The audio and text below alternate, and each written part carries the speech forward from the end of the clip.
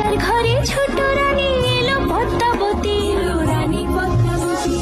রাজার আরো 6টি রানীর ছিল না সন্তান, পদ্মাবতীর কোলালতে মিলল সমাধান।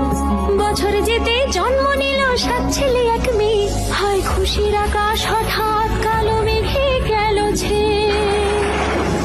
হিংসেতে যায় জ্বলে পুড়ে বাকি 6টি রানী, যুক্তি করে ঘটায় ওরা 7 কুমারের হানি। সুযোগ মতো 7 ছেলেকে মাটিতে দেয় পুঁতে, বাঁচে একা পারুল ওরা পায় না তাকে ছুতে। ধাইমা বাজায় সেই মেয়েকে বড় করে তোলে, 7 ভাইকে পায় যে পারুল 7টে চাপা ফুলে।